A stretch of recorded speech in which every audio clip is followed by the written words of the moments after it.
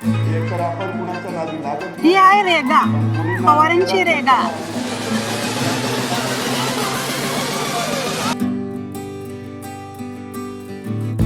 49 म्हशींनी भाग घेतलेला होता. त्यात आपण पहिला नंबर घेतलेला आहे.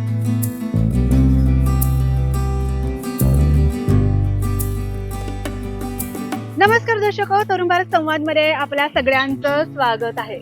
आजपर्यंत तुम्ही अनेक प्रकारच्या म्हशी पाहिल्या असतील. शांत म्हस पाहिल्या असेल, रागीट म्हस पाहिल्या असेल, मार्की म्हस पाहिल्या असेल, नखरेवाली म्हस सुद्धा पाहिली असेल. पण कधी गोल्ड मेडल मिळवलेली म्हस पाहिली का? गोल्ड मेडल राहून दे मंडळी, दरवर्षी नंबर काढणारी म्हस कधी तुम्ही पाहिली का? तुम्ही म्हणत असाल आज नेता तू म्हशीबद्दल का सांगतेस, तर आज आपण एका सुपरस्टार म्हशीला भेटणार आहोत, ज्या म्हशीनं महाराष्ट्रासह कर्नाटकमध्ये आपल्या नावाचा बोलबाला गाजवलाय. जेव्हा ती पळण्याच्या शर्यत उतरते तेव्हा भला भल्यानं घाम सुटतोय. आता मी जास्त काही वर्णन करणार नाही, तुम्हाला थेट ही म्हस दाखवतो. चला, ही आहे रेगा, पवारांची रेगा, जिच्याबद्दल मी मगापासून तुम्हाला म्हशीचं वर्णन करून इतकं सांगायला लावलेलं. ती म्हस बघा, काळी भोर आहे, लांब लचक तिचे शिंगे आहेत, देखणी पण आहे. या म्हशीनं कोल्हापूरसह महाराष्ट्रामध्ये आपला बोलबाला गाजवलाय, आपलं कोल्हापूरचं नाव गाजवलंय. कोल्हापूरमध्ये पाडव्यानंतर, दिवाळीनंतर जो पाडवा होतो त्यानंतर म्हशीच्या शर्यती घेतल्या जातात आणि या म्हशीच्या शर्यतीमध्ये या म्हशीनं नंबर मारलेला आहे. आता या म्हशीबद्दल मी अधिक जाणून घेणार आहोत. विनायक पवार सर, जे तिचे पालक आहेत, ते त्यांना पालकच म्हणेन, कारण एखाद्या प्राण्याला आपण जेव्हा लहानपणापासून वाढवतो तर त्याच्या आई वडिलांसारखं आपण त्यांना पालन पोषण करत असतो. नमस्कार सर. नमस्कार. मी तुम्हाला डायरेक्ट प्रश्न विचारते, तुम्हाला कसं कळलं ही म्हस शर्यतीमधली? ही म्हैस बेळगाव मध्ये पळत होती हे चांगलं आपल्याला माहित होतं. फक्त त्या मालकाने 1-2 वेळा म्हशीनं मारल्यामुळे पब्लिकला तिने बंद केलेली. मग आम्ही त्यांना विचारलेलं की तुमची म्हैस द्यायची काय, तर ते त्यांना गरज नव्हती म्हैस द्यायची. हे चांगली त्यांची म्हणजे परिस्थिती चांगली आहे, म्हैस द्यायचीच नव्हती. आम्ही लय वशिलं बिशीला घातलं, लय माणसांना घातलं ही म्हसच आम्हाला घ्यायची आहे म्हणून. नंतर मग ती तयार झाली. याआधी पण तुमच्या म्हशी वगैरे आहेत की ही पहिली म्हस होती तुमची? नाही, पहिले 2005 पासून आपल्या म्हशी आहेत. त्याच्या अगोदर आमची एक जुनी पिढी होती, त्यावेळी म्हशी होत्या. मधल्या 25 वर्षाच्या काळात म्हशी मोडलेल्या होत्या, परत आपल्यानंतर सुरू झाल्या 2005 नंतर. मग तिला कधीपासून तुम्ही आता विकत घेतल्यापासून कधीपासून शर्यतीमध्ये उतरला? 2024 पासून आम्ही शर्यतीत, परत आता ह्या म्हशीला 2024 पासून पळवायला लागलोय. 2024 पासून पळावा लागलाय. कुठे तिने बक्षिसे जिंकून दिल्या? आता तसे बक्षीस आपल्या कोल्हापुरात, कोल्हापूर, मिरज, सांगली इथं नंबर केलेले आहेत. नंबर कितवा नंबर वगैरे म्हणजे 1, 2, 3 मध्ये कसं ना भरपूर, 1चे भरपूर झालेत, 2, 3 कमी झालेत. मंडळी फक्त हिनं गोल्ड मेडलच मिळवलं नाही तर चांदीचा गदा सुद्धा मिळवलाय. त्याबद्दल पण जरा 4 गदा मिळवलेले सर सांगा की त्याबद्दल जरा. 4 गदा मिळवलेले आहेत. एक कळंब्यातले 1 मिळवले, कळंब्यातल्या 2 मिळवलेत, अशा एकूण 4 गदा मिळवलेले आहेत. म्हशीच्या शर्यतीबद्दल जरा सांगा, ज्या व्ह्यूअर्सना माहित नाही म्हशीची पळताना जी शर्यत असतात त्या पळताना जी शर्यत काय आहे जरा सांगा. म्हशीचं पळणे म्हणजे आपण एक प्रकारचं पैलवान सांभाळल्यासारखंच आहे की तिला खुराक वेगळा असतोय. सकाळी 4 लिटर दूध, संध्याकाळी 4 लिटर दूध, हे सगळं वेगळं असतं. या म्हशीचं वेगळं खानापिनं सगळं वेगळं असतंय. म्हणजे काय काय तिला चारा, म्हणजे दिवसभर किती किलो तिचं खाणं पाणी? असं काय नाही, आपण जे चारा घालल ते त्याच्या कपॅसिटीच्या ह्याच्यावर आहे.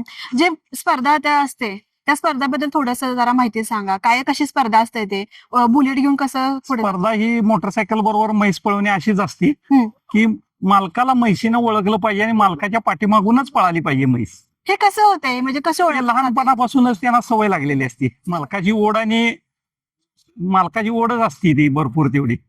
मी हे पण ऐकले की मंडळी हे म्हस कोणाला हात लावून देत नाही, फक्त या सरांचंच ऐकतात, घरातल्यांचं पण कोणाचं ऐकत नाही. सर, हे नात्याबद्दल थोडंसं आम्हाला सांगाल का? म्हशीवर आपलं एवढं प्रेम आहे की आपण लहान मुलासारखं त्याला सांभाळलेलं आहे. आता तिचे सगळे लाड पुरवायचे. बाकीचे म्हशी पण आहेत तुमच्या, मी ऐकले 4-5 म्हशी आहेत. बाकीच्या म्हशींपेक्षा ही म्हस काय वेगळी, कशी वेगळी? हिचं फाउंडेशन किंवा हिची पळण्याची पद्धत ही वेगळी आहे. बाकी म्हशींच्या पेक्षा वेगळी पद्धत आहे. वेगळी पद्धत आहे. जरा तुमच्या आणि म्हशीचं जरा नात्याबद्दल सांगा, कसं तुमचं दोघांचं नातं आहे, म्हणजे तुमच्या आवाजाला कशी ती रिस्पॉन्स कधीपासून द्यायला लागली, कशी द्यायला लागली? आम्ही म्हैस आणल्यानंतर एक 7-8 महिन्यानंतरच मशीन आपल्या आपल्या हातात आली. म्हणजे माझं मी जे सांगेल ते ऐकायला लागली. बस म्हटले की बसणार, उठ म्हटले की उठणार. मग सुरुवातीला प्रॉब्लेम्स आले असेल, ऐकत नसेल अंगावर. पहिल्यांदा एवढे आपल्या हातात नव्हती म्हैस. आपल्या वेळाल्यानंतरच आपल्या हातात आली म्हैस. जेव्हा तुम्ही बेळगावरनं घेतला विकत, त्यानंतर म्हशीचं रिॲक्शन कसं होतं तुमच्याकडे? मारत वगैरे होती का? मारत होती, खरं आपल्याला अजिबात आतापर्यंत धक्का लावलेला नाही. म्हणजे म्हैशीनं आपल्याला अजिबात धक्का लावलेला नाही. मी ज्या दिवशी आणली दुपारी 2 वाजता इथं पोच केली आणि 4 वाजता मी म्हशीला धरून बाहेर काढली घरातनं.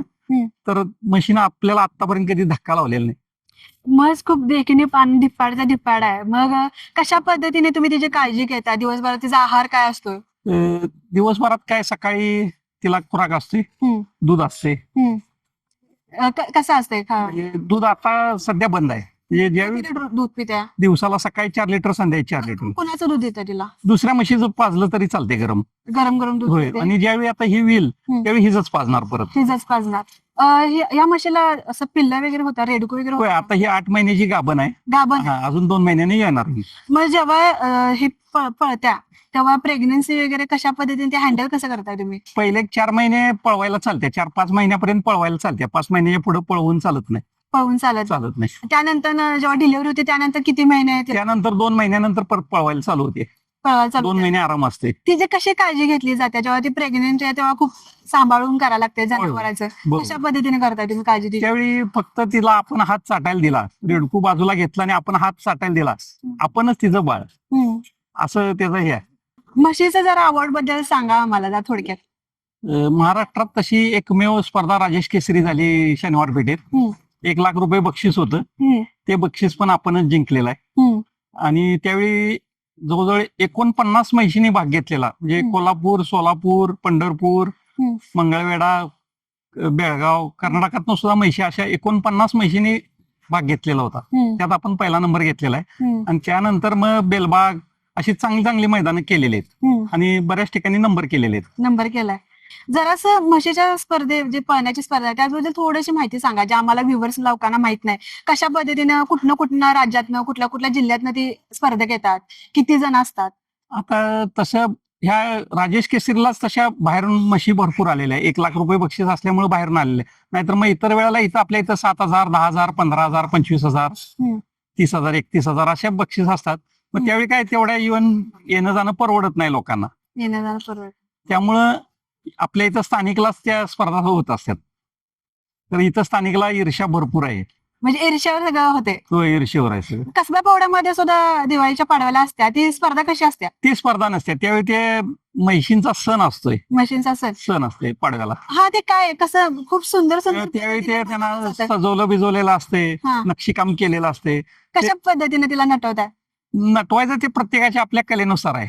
कोरीव काम करणे किंवा तिला कोरणे बिरणे हे व्यवस्थित ते प्रत्येक मालकाच्या ह्याच्यावर असते. मग त्यानंतर करून वगैरे काय काय काय त्या दिवशी लाड काय केले जाते तिचे? लाड काय, आपण घरी आणून तिला ओवाळलं जाते आणि गोडदार खाऊ दिले जाते. तुमची म्हस कधी असं नखरे करत्या काय? असं कधी असं चिडत्या का? कधी चिडत्या, खरं तसं काही करत नाही. रुस वगैरे बसत नाही, तसं काय नाही. बाकीच्या 5 म्हशी कशा आहेत? मग बाकीच्या त्या दुधाच्या आहेत. दुधाच्या त्यांच्यासोबत तुमचा बॉन्ड कसा आहे? ते पण चांगलं आहे. ते पण चांगलं आहे. ती कशा पद्धतीची स्पर्धा असते आणि हा कशा पद्धतीने मारले जाते आणि तिला कसं समजते की तुम्ही चाललाय पुढे?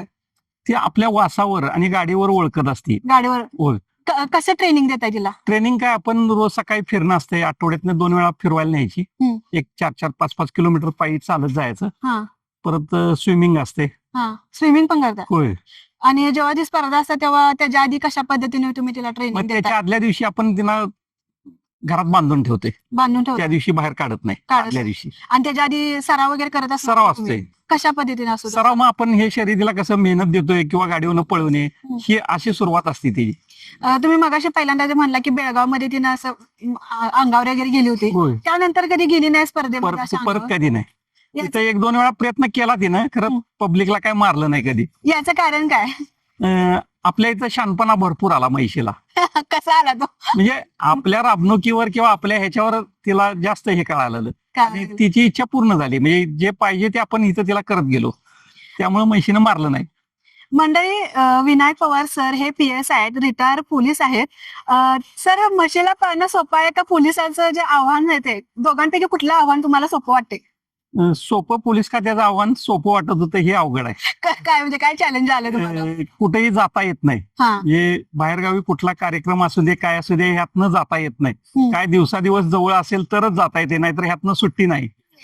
तुम्ही पोलीस पदावर कोणत्या वर्षी होता, कशा पद्धतीने 1987 ला मी भरती झालो आणि 2024 ला रिटायर झालो. रिटायर झाला? आणि म्हशी कधीपासून पाळायला लागला तुम्ही? आम्ही 2005 पासून. मग कसं तुम्ही सांभाळत होता, संगोपन वगैरे कसं करत होता? त्यावेळी 1-2 कामगार होते. हा. म्हशी पण भरपूर होत्या, 10-12 म्हशी होत्या. मग घरची वगैरे कसे सपोर्ट येते त्या गोष्टीला? घरचं इकडे कोणी कधी फिरकत नाहीत. फिरकत नाही? नाही, फक्त मुलगा झाला तर येते, नाहीतर कोणी येत नाही. मग तुमचे 2022-24 पासून तुम्ही शर्यतीमध्ये नाही, 2005 पासून शर्यतीत आहेच. मग तेव्हा म्हशी होत्या का तुमच्या? म्हशी होत्या, पळवायची पण म्हैस होती. आपली गणेश म्हणून एक म्हैस होती, तिनं तर रेकॉर्ड केलं. रेकॉर्ड केलं? होय. ते आता नाहीये का? नाही, ती वारली 2019 ला. आता पुढच्या काय शर्यत वगैरे आहेत का? काय काय आता दिवाळी नंतरच. दिवाळी नंतरच? होय. आणि अजून कोणत्या कोणत्या म्हशी आहेत तुमच्या? 4-5 म्हशी कोणत्या आहेत त्या? त्या बाकीच्या दुधाच्या आहेत. दुधाचे? होय. त्या कोणत्या जातीच्या आहेत? ते पंढरपुरी सगळ्या. पंढरपुरी म्हशी वगैरे किती हजारला मिळतात? त्याचं कसं? आता पंढरपुरी म्हैस घ्यायला गेला तरी 2 लाखाच्या पुढे म्हैस घ्यायला लागते. 2 लाखाला देतात? होय. आणि ही म्हस तुम्हाला त्यावेळी कितीला मिळाली? आम्ही त्यावेळी ही 2.25 लाख रुपयाला घेतलेली. 2.25 लाख रुपयाला घेतलेली. ही दूध देत असेल की? आता दूध आता आल्यानंतर देणार ही 5-5 लिटर दूध देते. 5-5 लिटर दूध देते. आता आपण पाहिलं रेगा म्हशीची सक्सेस स्टोरी. कोल्हापुरातील कसबा बावडा असो किंवा अनेक ठिकाणी म्हशीच्या पळण्याच्या ज्या स्पर्धा होतात त्याच्यामध्ये ही म्हस नंबर काढते. म्हशीची जी स्पर्धा असते ते फक्त एक स्पर्धा नसते, तर एक मालक आणि म्हशीचा जो एकमेकांवर विश्वास असतो तो विश्वास या स्पर्धेच्या माध्यमातून लोकांपर्यंत पोहोचण्याचं काम असते. आणि हे फक्त आजच्या काळापासून या म्हशीच्या स्पर्धा होत नाही, तर राजर्षी शाहू महाराजांच्या काळापासून अशा पद्धतीच्या स्पर्धा घेतल्या जात होत्या.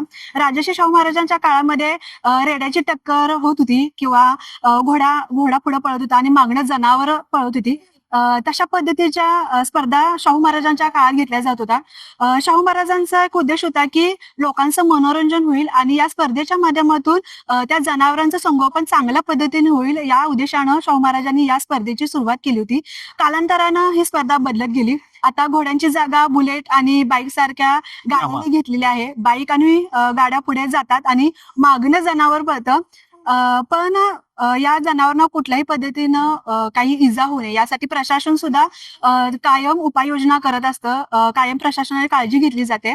तुम्हाला ही म्हशीची स्टोरी कशी वाटली आम्हाला कमेंट्स मध्ये नक्की सांगा. अशाच नवनवीन अपडेटसाठी पाहत राहा तरुण भारत कोल्हापूर.